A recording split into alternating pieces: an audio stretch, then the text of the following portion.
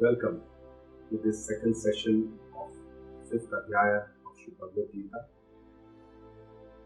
We start with our gratitude to the Lord and to our Guru Parampara, by which this knowledge has been protected and passed on for generations. I pay my respects to my Guruji, Puja Guruma, with whose grace I am able to learn the scriptures and share this understanding with you all. Om Sahana Vavatu Sahanau Bhunaktu Sahaneeyam Karvavahai Tejasvinavaditamastu Ma Vidvishavahai. Om Shanti Shanti Shanti.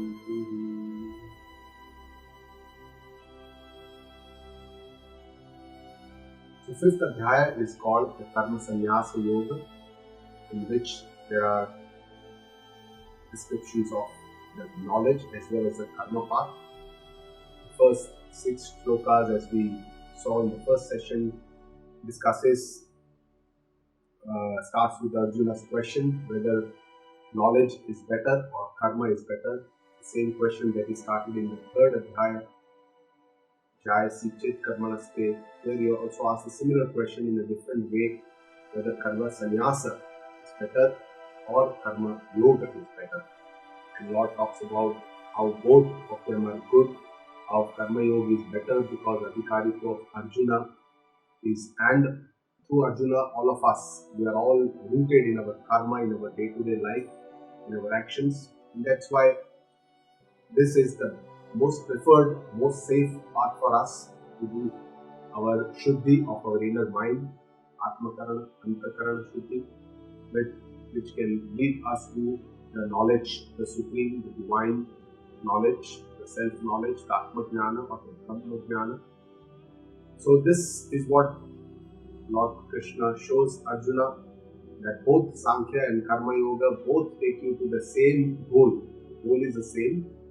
You can take the Karma Yoga path of action, the Gurvastha Marga, the Pravritti Marga, and you can cleanse your inner mind and go towards this ultimate goal, or you can take the path of knowledge, you can take the path of Karma Sannyasa, the renunciation, the path of renunciation, and then involve yourself in Jnana, one-point focus on the Jnana sadhana, and then achieve the supreme. So this is the first 6 shlokas. In the next 6 shlokas, God talks about the Sankhya Yogi, what is this Jnana, what is the Karma Yoga, what are his Lakshana, what are his attributes, characteristics, and what is the Mahima of the Jnana, the understanding of a wise person. Naiva kinchit karomiti, Pashyan Shruvan Spushan Jigran. He does everything, but what is his understanding that he is not doing is all occurring in the Anatma, in the Guna Guneshu Vartanta. He is not the doer, he is Atma Swarupa, he is Karta. And with this understanding, he understands that he is not the doer, but everything happens in this Anatma. So, the next session today is going to focus more on the knowledge path, the supreme knowledge, the Atma Jnana, and what is the understanding of these Karma Yogi when he has this Atma Jnana Karma, how with this Jnana he can develop Karma Sannyasa. And then finally, the last 3 shlokas will talk about the Dhyana Yoga, which is a link to the 6th Adhyaya, which talks about the meditation, the Vedantic meditation, which is called Nididhyasana. And this meditation, God talks about a lot of very beautiful description about how we can get into these sadhana, the Dhyana sadhana. So in the 10th shloka, Lord Shri Krishna talks about the Karma Yoga, Brahmanyadhaya karmani sangam tyaktva karoti yaha nityatena sapapena padmapatram vibambhasa. This is Brahmanyadhaya karmani. These are the attitudes of Karma Yoga, the Ishwararpana Bhavana. We surrender all our actions to the Lord, do it for His pleasing the Lord, going towards achieving our goal towards the Lord. And in this process, when we surrender all our actions to the Lord, then whenever there is the results of the action also, we don't have bondage or attachment or a duragra towards this results of the action, and we accept this results of the action as a prasada buddhi. We gladly accept it, whatever it comes to us. We don't strive to get some particular result which will attach us more and more to this bandhana, but we accept these results as prasada buddhi and share with others. And this is the way we don't get lepaiman or bounded to our sins, and this is what is the right understanding. And this person, Karma Yogi, lives like a lotus leaf, Padma Patra Vamhasa, means he lives like a lotus leaf in the water. So even though he is in this karma world of action, he does not get bound by the actions of the by doing it in a Nishkam way. So it is this abhimana, the kartrutva abhimana, which binds us, and this can be reduced by Ishwararpana Bhavana. When we do the karma, our goal is to do it in the best possible way without looking at the karma phala. We should be concentrating only on the karma, because karma is in our domain, it is in our it is in our our kshetra, whereas karma phala is not our domain, it's not our kshetra. The second issue is the asakti or the attachment, and this generally occurs to the karma phala. So we need to let go of this attachment by having a prasada buddhi, acceptance of whatever comes to us, and both of these are binding to us, and that's why we need to take care of this. Kayena manasa buddhya kevalairindriyairapi yoginah karma kuruvanti sangam tyaktvatma shuddhaye.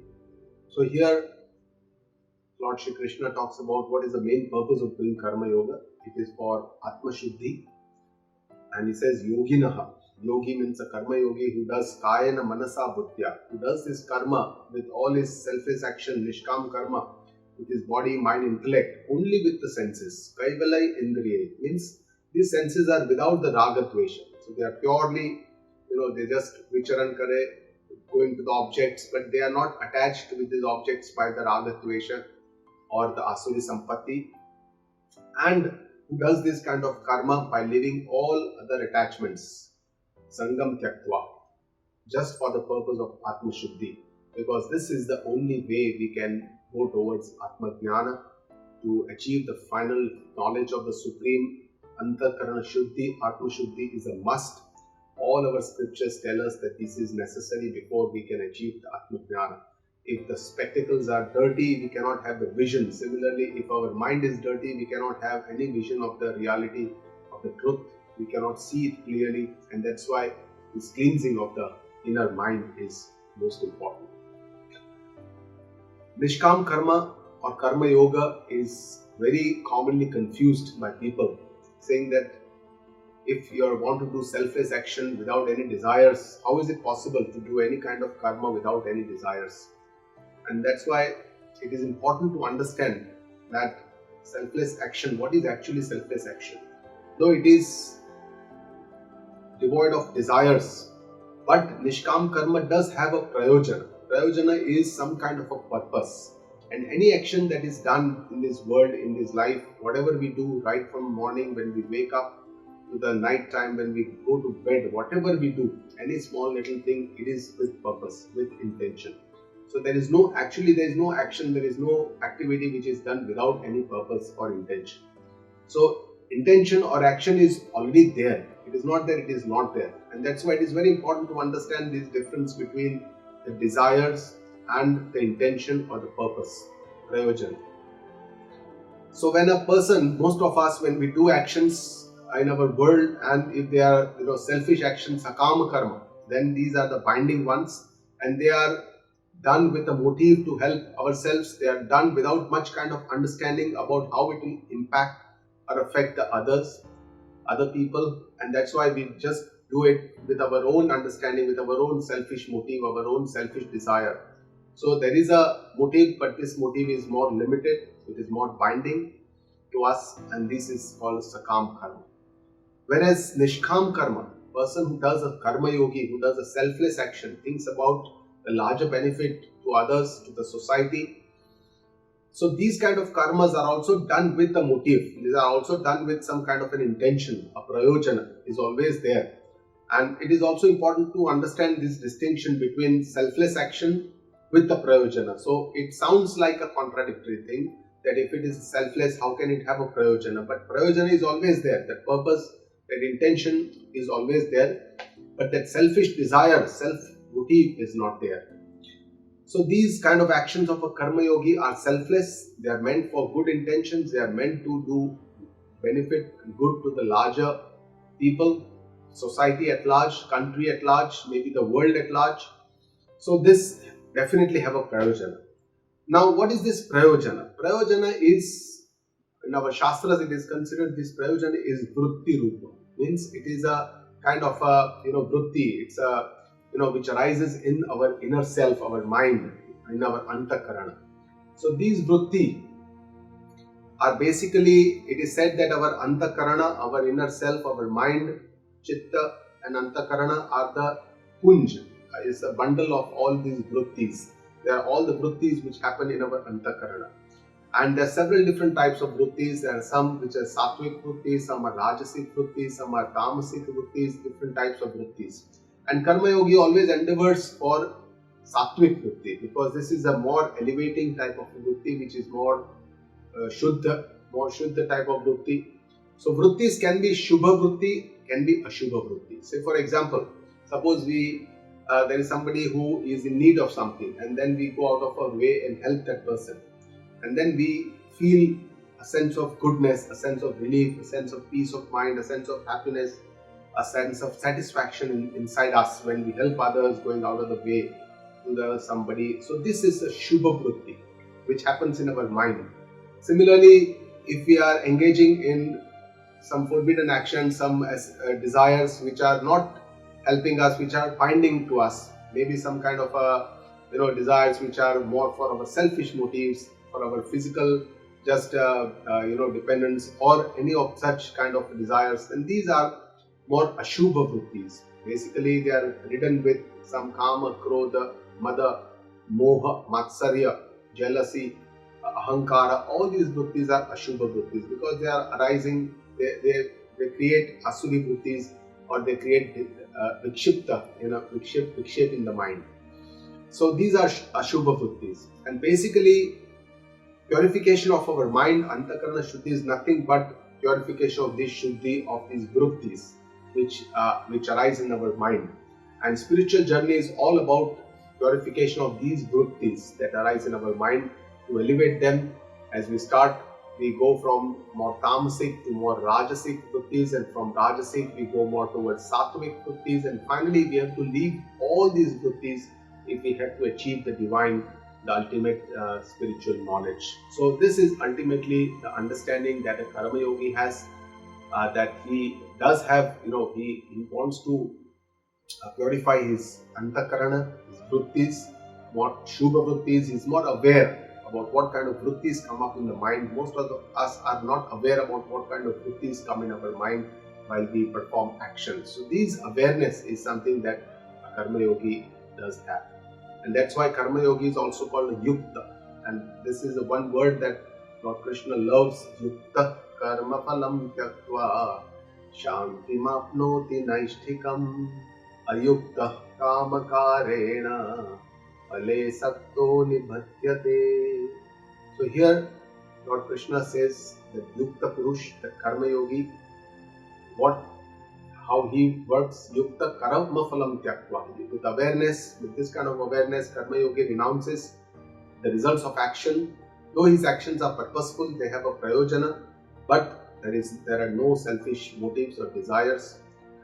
And what he achieves shanti apnoti naishtikam. He achieves eternal peace, because this eternal peace is his own self that is within. And what happens to the ayukta, who does not have this kind of awareness, does not have this kind of understanding? Kama karena, he also does actions, but he does actions with a lot of selfish desires, and is unaware of these kind of desires that are happening, these vrittis that are coming up in his mind. And phale sakto nibatyate. He remains attached to the results of the action and lives in this world but gets only misery, dukkha, but does not get any peace of mind. And this is the phala of the ayukta person. And that's why Lord Krishna tells us to do our actions with utmost awareness so that we can achieve peace of our mind. We should do it with understanding, the right understanding that are the attitudes of a karma yogi with the right kind of awareness. So yukta is a person who is an aware person, who is a person who has an integrated personality with whose sharira, mana, buddhi, indriya, everything is at one place. Is yukta, integrated personality. And this is the kind of a person who is aware about his kartrutva, that I am the doer, and does not get attached to this, tries to do it with a nimitta bhava or ishwararpana bhava.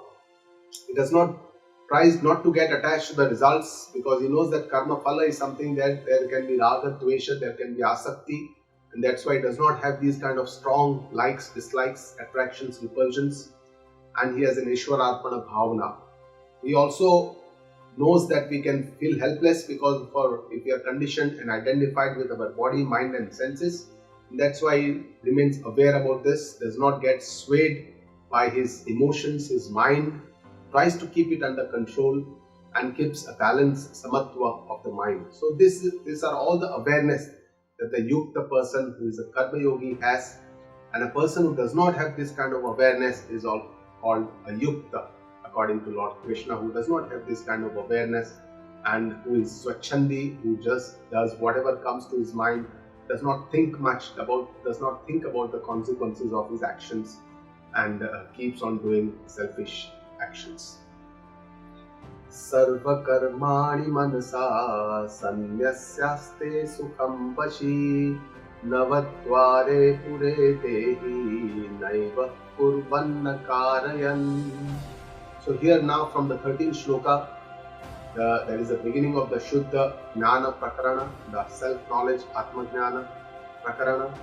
And here Lord Krishna explains what is this person of Vashi, who is a wise person who has complete control over his inner self, over his Indriya, Mana, Sharira, who has complete control over his inner self, Vashi, who has everything under his Vasha, means everything is under his control. Sarva karmani manasa sanyasya, by renouncing all the actions by his mind meaning by his intellect, by his knowledge, by his understanding, and he lives in this navadvare pure dehi. Navadvare pure dehi means this our body, human body is considered to be a body with 9 gates. So it's like a pura. Pura means like a city. It's a city with 9 gates. So the 9 gates are 7 gates are on our face, the 2 eyes, the 2 ears, the 2 nostrils and the mouth. So 7 gates here, and then the 2 gates for our excretion, for the urine and the stool. So it brings us to 9 gates. So there are total 9 gates in our body, and it is considered that this. And how does this wise person or this Vashi feel? He says, Na eva kurvanna karayan. He does nothing, neither gets anything done. So he does nothing. कर्म भी नहीं कर रहे और कराते भी नहीं है, कुछ करते भी नहीं है, कराते भी नहीं है, but he stays sukham aste. In this navadvare pure dehi, navadvara means in this city of 9 gates, this dehi means one who lives in this body. So we all live in our body, but we are all unaware that we are living in our body. We all quite identified with our body.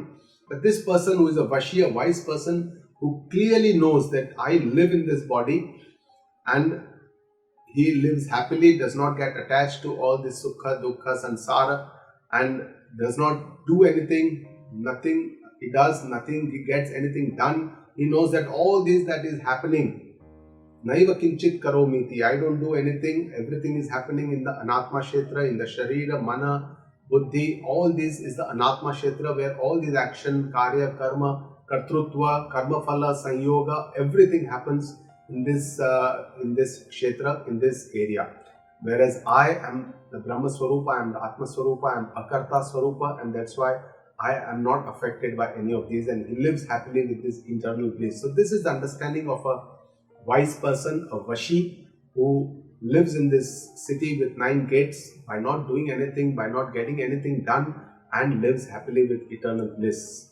So the difference between unwise and the wise person: unwise person falsely identifies with the body-mind complex, and that's why he has a mithya abhiman, kartrutva of what I am the doer, aham karta, aham bhokta, because when I am doing it, whenever I get the pleasures or the sense pleasures, I am the enjoyer.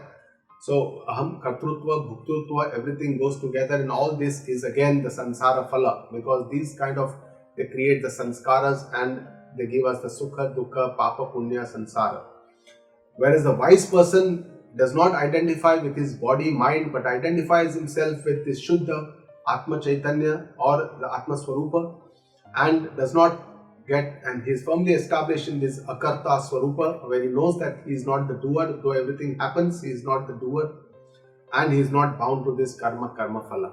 And that's why he is liberated from this karma phala, samsara, all this he is liberated from this, he does not get bound.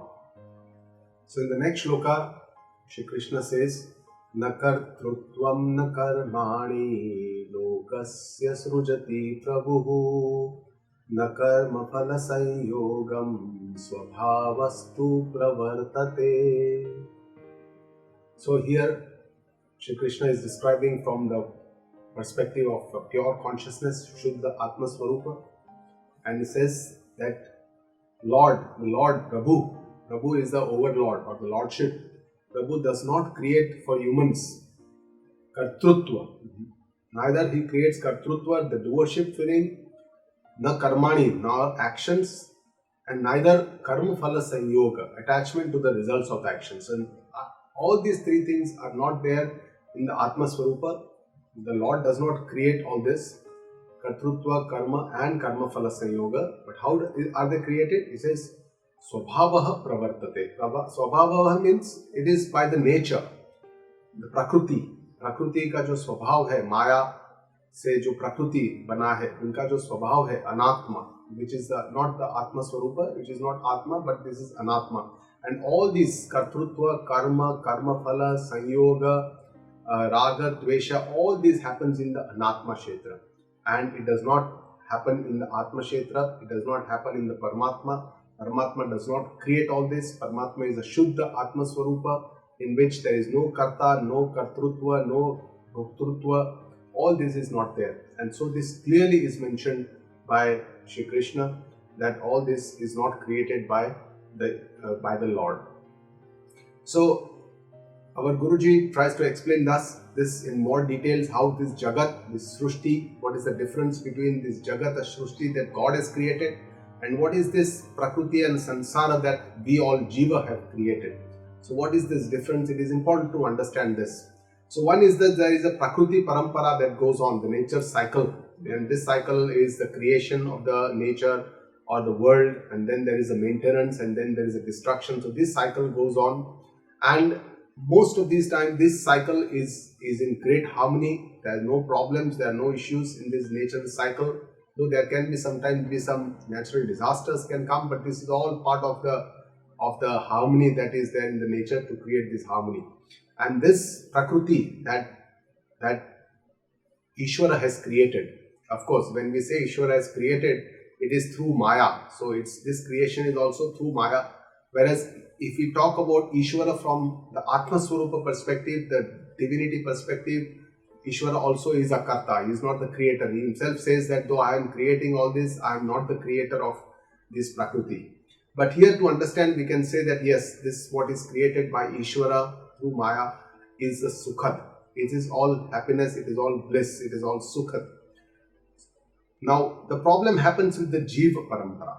So, Jiva starts his own world, and this is created by the human beings, and this is what is called as a Sansara. So, this is not Jagata. Jagata is what created by the Lord. Jiva creates a Sansara.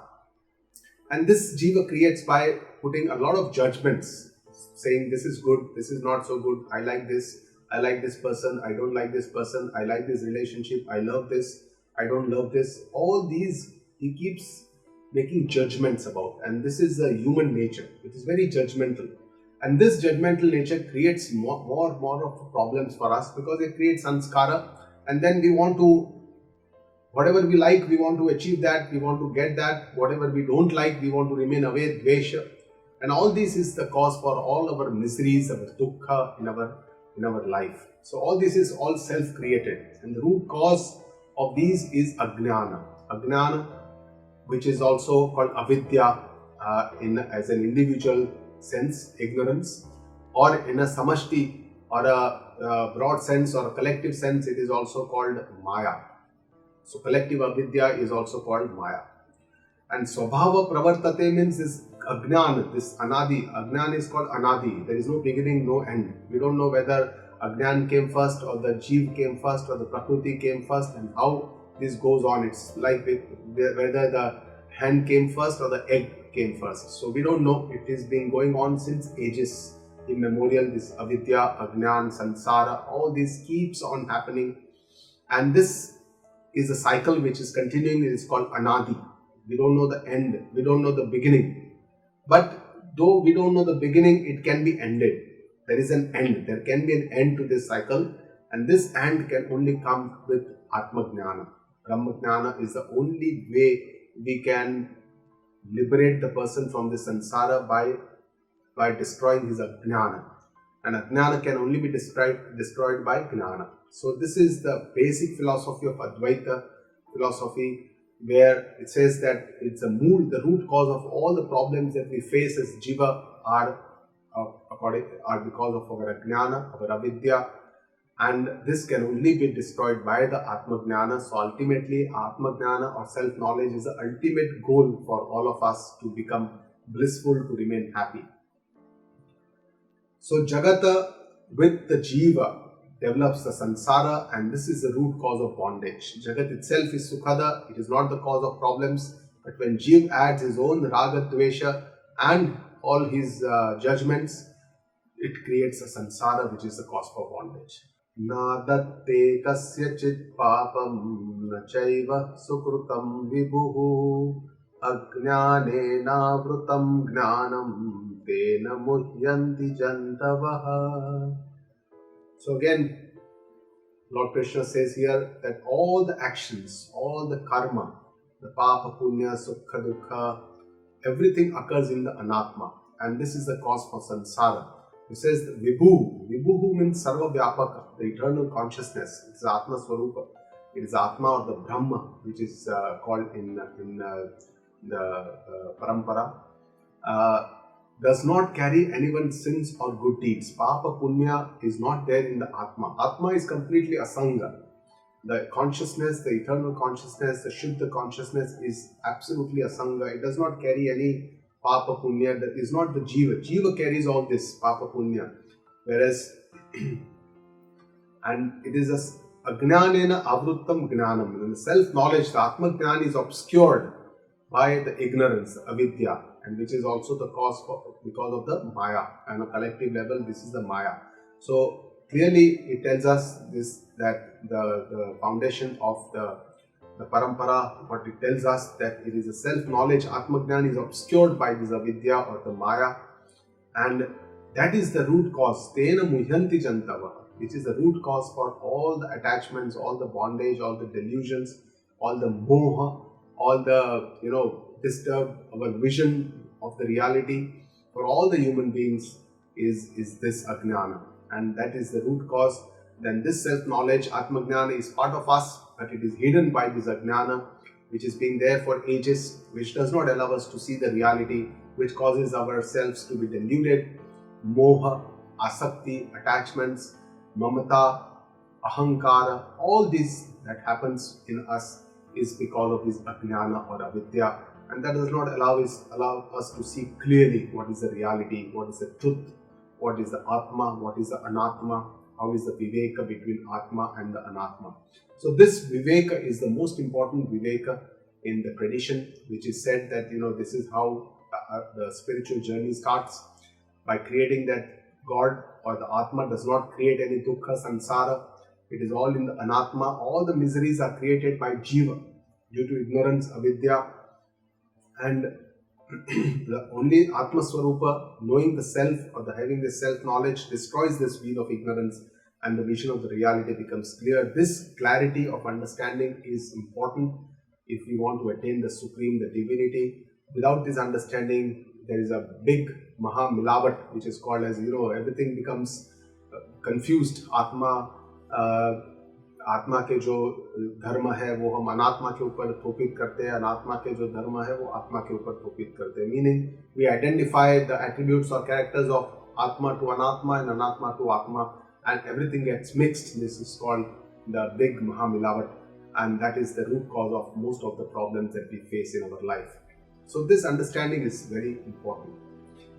Jnanena tu tadajnanam yesham nashitam atmanah tesham adityavajnanam prakashayati tatparam. So here Lord praises the self-knowledge, the Atma Jnana, and gives an example of sunlight, how Adityavad Jnanam is illuminated. Jnanena tat ajnanam esha nashitam atmana. One whose self-ignorance is destroyed, avidya has been destroyed or nivrutti ho gayi hai by the self-knowledge, the Atma Jnana. Tu esham adityavad Jnanam. Just like a sunlight shows the light and destroys the darkness and shows that this is the Swayam Prakasha, illuminates the self. And here it is important to understand that what sunlight does is just destroys the darkness, and the light is already there. So Swayam Prakasha, Atma is Swayam Prakasha, does not need any other Prakasha to illuminate like a sunlight. So though the example of sunlight is given, but it is to be understood that Atma is Swayam Prakasha, and Prakashayati Tatparam. For them, this self-knowledge, Atma Jnana, when we get this Atma Jnana, it illuminates not only our own self, Saprakasha, but it also illuminates the entire universe. Everything is illuminated because of this Atma Prakasha. So this, knowing this Sat Chit and the Ananda, the Atma Swarupa, it is also is a Paraprakasha, means it illuminates everything. All the objects on this universe are illuminated through this Atma Prakasha. So basically, Atma Jnana does three things. Over here, what Lord Krishna tells us: one, it causes avidya nivrutti, because ignorance is the root cause of the problems, and this Atma Jnana causes avidya nivrutti, and this is how we can be liberated from this samsara. Number two, it shows us that we are the Swaprakasha. It is only Chaitanya, is only Atma, and this Atma Swarup is the only Swaprakasha or Chaitanya that illuminates. It is self-illuminated and gives an example of sunlight, how it destroys darkness and illuminates everything, and that this is it illuminates the entire Paraprakasha. It also illuminates the entire everything around us. All the Anatma also gets illuminated because of the Atma Chaitanya. So these are the three things that it is important to understand, some distinguishing or differences between karma and jnana, because we talk about this karma and jnana since a long time, and Arjuna also asked many questions whether karma is better or jnana is better. It is important to understand what is the difference between karma and jnana. These are the two things that we are all the time involved in our own life. Either we are doing some work, or we are reading, or we are accepting or learning, or knowing something, jnana. So karma and jnana both are important. But what is the difference between the two? That is something which is important, especially in this spiritual aspect. So karma basically is an action, and it has the power to change an object. Either it can create a new object, if we can do some karma and we can create a new object, or we can make some changes in the new object, like somebody does painting and changes the color of an object. You can change the object, or you can destroy the object by doing karma. So karma can make changes in the object, whereas jnana, knowledge, does not do any change in the object. It just illuminates the object as it is. It does not create any change in the object. It just shows what is. That is jnana. So knowledge is illumination. It is just knowing. Karma is change or doing. So karma basically requires something to be done. One has to do something, and this can bring about a change outside. Whereas knowledge, we just don't need to do anything. We just need to know.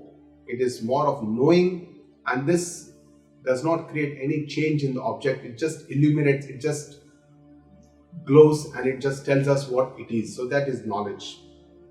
So Atma is basically when we want to understand or realize or understand Atma. Atma is something that cannot be changed, cannot be produced, cannot be created, cannot be destroyed. We have already seen this. Lord Krishna has already said, Nainam chindanti shastrani, Nainam dahati pavakaha. It cannot be changed, cannot be destroyed by anything. And there is no production or change here. And that's why we need to know this. It is there. It is already there because it is the foundation of everything. It is the root cause through which everything is known. But we need to know. So this requires knowledge. Naturally, when we say that knowledge is a supreme thing in the Vedanta philosophy, it also means that to understand the Atma, we need to know it. It is already there, but we need to know it.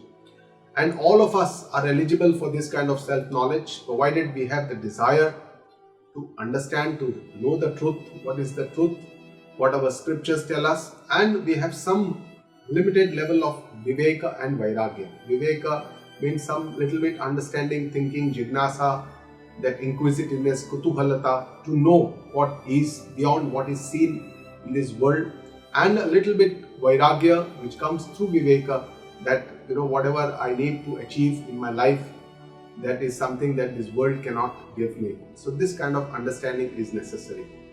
In the next shloka, Lord Krishna talks about the Jnana Sadhana.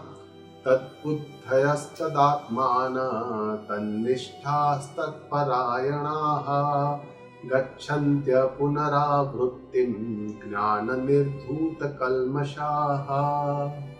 So here it talks about the Jnana Sadhana and its phala. In the first line is the Jnana Sadhana, the 4 steps of the Jnana Sadhana. First is Tat buddhaya. Tat buddhaya means surrendering your intellect onto me, to Supreme. It says intellect, basically the buddhi, the main work of the buddhi is to do decisions, to make decisions. And that's why we need to take a firm resolve or a firm resolution that we surrender all our actions to the Lord and surrender our intellect to the Lord. In contrast to worldly subjects, in worldly subjects, whenever we are, most of the times we are more involved in our worldly aspects or worldly knowledge. But here we need to determine ourselves, to commit ourselves by Shravana to the Vedanta philosophy, Guru Mukha, when Guru tells us about what our scriptures tell us. So this is something that we need to surrender ourselves and to try and resolve to do this as a regular routine part of our life. So that is Shravana. Second is Tat Atmana. Tat Atmana means aspires to be one with this Atma, to know this Atman, to understand this. And because there are a lot of doubts in our mind, and these doubts have to be cleared. These doubts are called Sanshaya. And this Sanshaya have to be cleared by a process which is called Manana. So Manana is a Yukti Purvaka. We have to keep logic, we have to apply logic, and whatever we have heard, understood by Shravana from Guru Mukha, we have to clear the doubts by Manana. And the third step is Tannishtha. Tannishtha is a firm resolve to change these sanskaras, because there are a lot of Viparyaya. This Sanshaya and Viparyaya. Viparyaya means Viparit Sanskara. In our mind we have a Viparit Sanskara, almost like a contradictory sanskaras in our mind from what is told to us in our scriptures.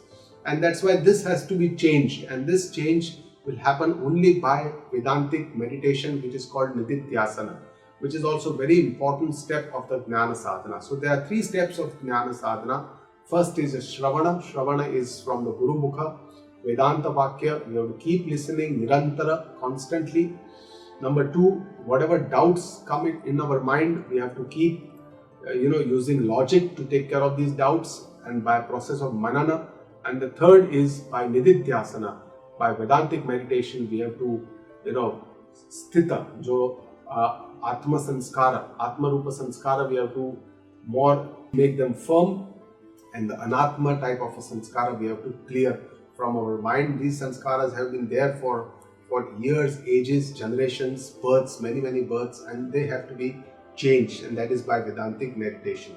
And the 4th step, Lord says here, is Tat Parayanaha. So constantly he is engaged in Brahma, and whatever he does, his final goal of life is Parayan towards his Atma, towards the Brahma, towards his truth, towards his eternal reality. and that becomes his only goal. So that is what is the Jnana Sadhana. With this firm resolution, with firm resolve, with constant Shravana, Manana, Nidhyasana, and becoming, having this as our ultimate goal of our life, we can achieve the Brahma.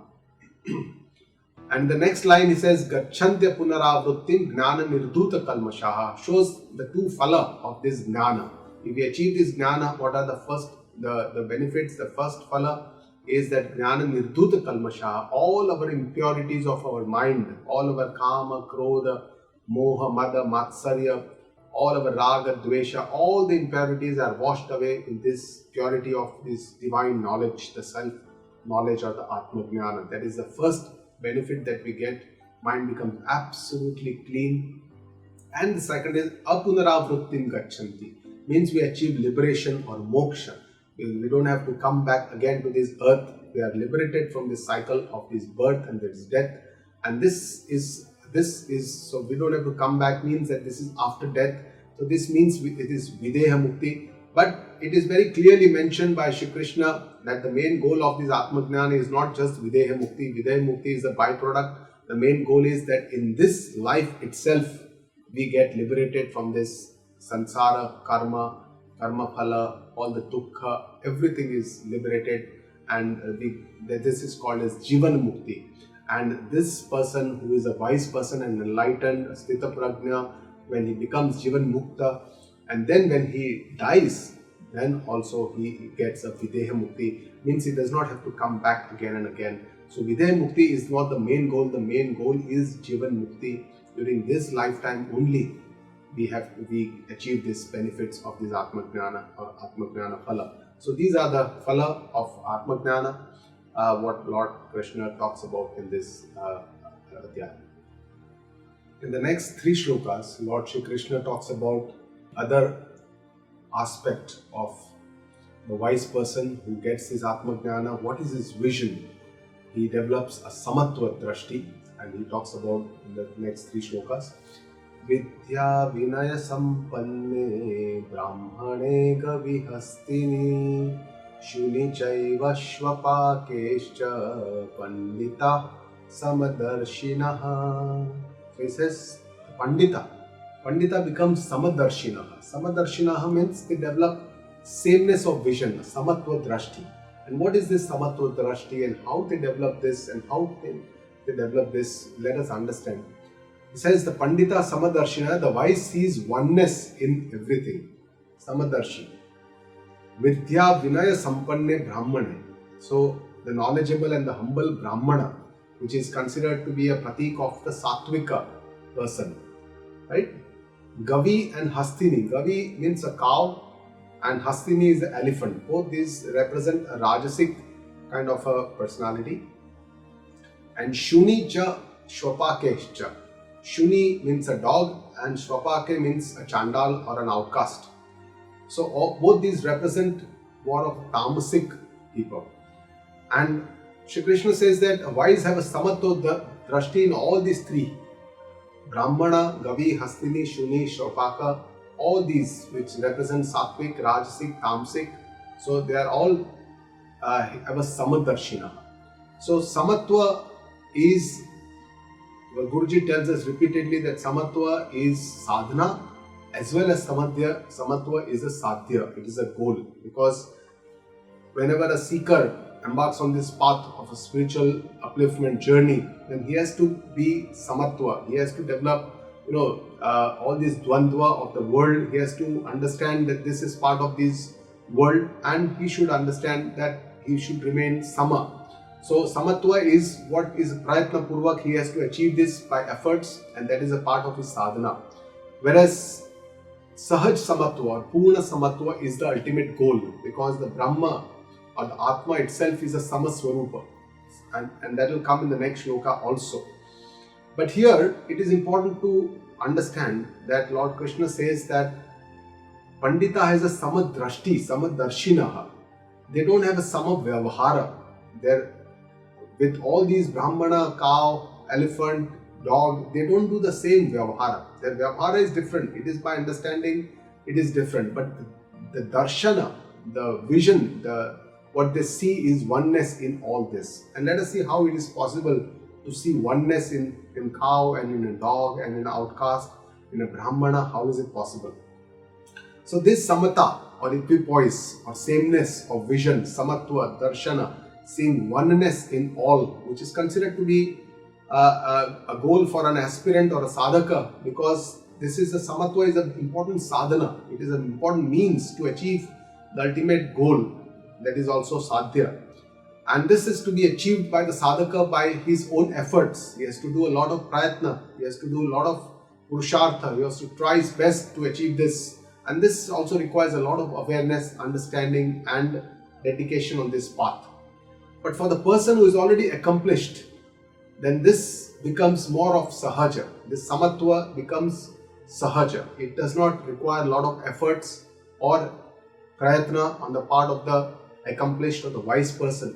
So this becomes more natural, and that's why it is called a sadhya. It is also a goal that needs to be reached, and that's how we can say that samatha or samatva is not just a sadhana for the sadhaka, but is also the sadhya for the Gyani Purusha.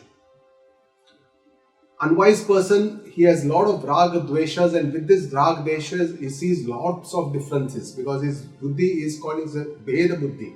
He sees all the differences everywhere, everything he sees differently, and we keep finding out this is good in this person, this is not good in this person, this is not good. This is all the bheda buddhi that we are all used to seeing all the differences. But the wise, because they don't have the raga dvesha, they can see the oneness behind all this bheda. And this buddhi is called abheda buddhi. So the wise has this abheda buddhi. In spite of all these differences, he is trying to see the oneness in everything. And how is this possible? So because a wise person sees the one divinity that is, that links everything. And this divinity, this Atma Swarupa behind all the anatma, the forms, shapes, all the different nature, names and all these other differences is what the wise person sees. And that Antaryami or Paramatma, indwelling Atma or Paramatma, which is one in all, this is what the wise person sees. And that's how that wise person is able to see oneness amongst all this. Brahmana, cow, dog, outcast, chandala, in all this he is able to see the one divinity which is already there. The wise would also see that all the forms, shapes, all the anatma, all this comes from the same material. All the bodies, human bodies, all the other bodies, species, everything is made from the same Pancha Mahabhuta, which is the causative or the material cause of the creation. So that is also the same. So even if we see from that perspective, they see the sameness. Apart from that, they will see that there is a lot of similarity between different people. Most of the all the body parts, all the body systems, all the respiratory system, how it carries the same breath is carried in everyone, the blood is the same in everyone. So all this, there is oneness in everything.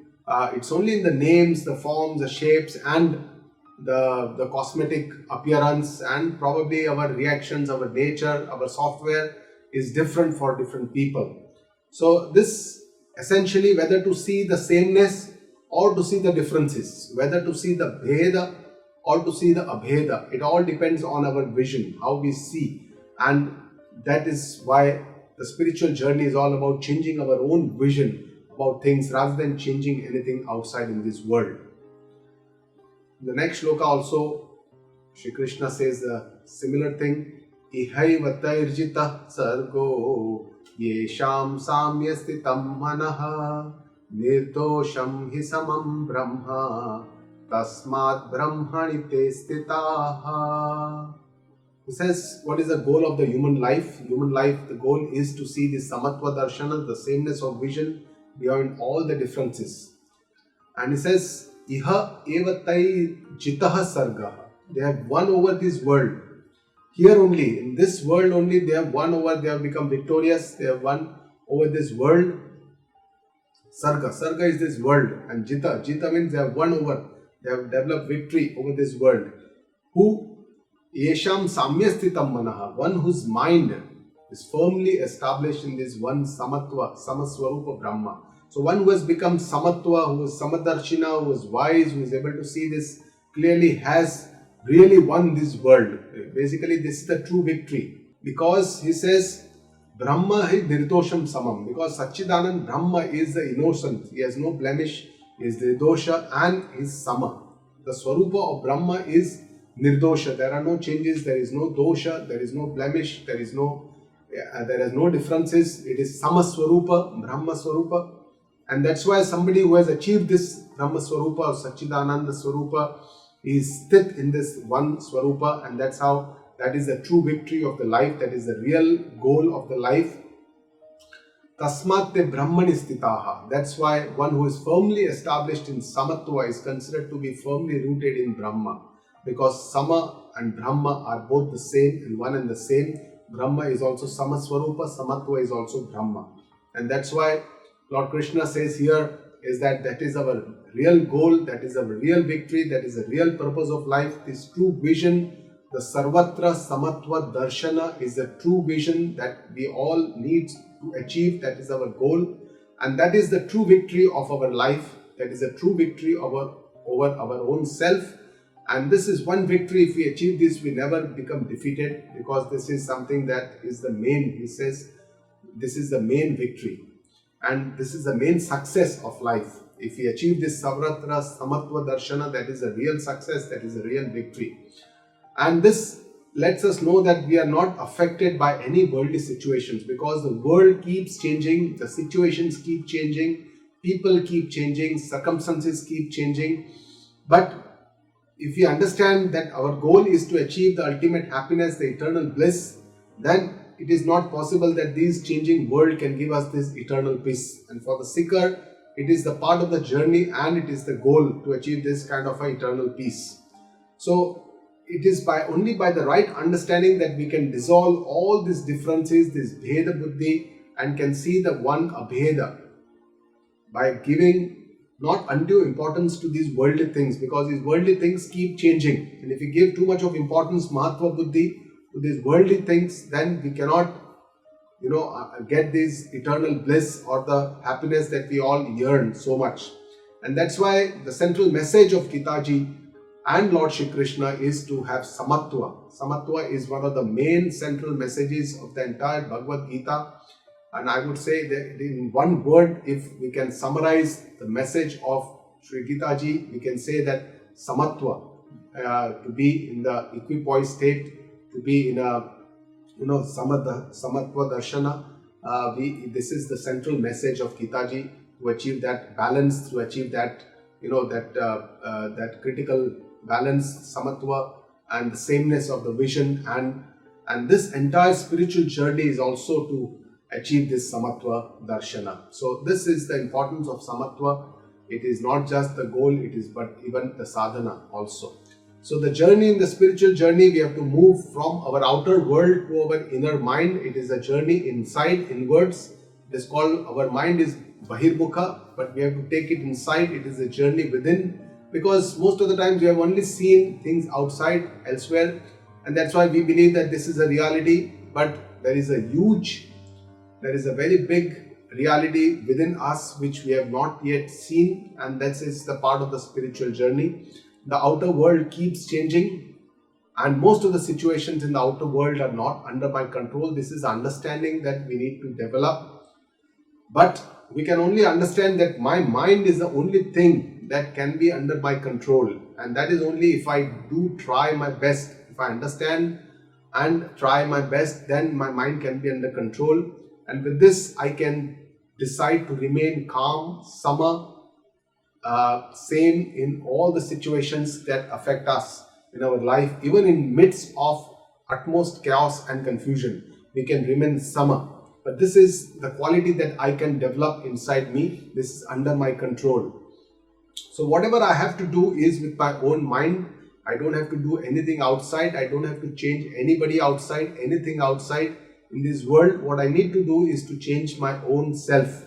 And my aim should not be to achieve this Samatva in pieces, but to achieve it in totality. And this, if I have to achieve this, then I have to understand the Atma Swarupa.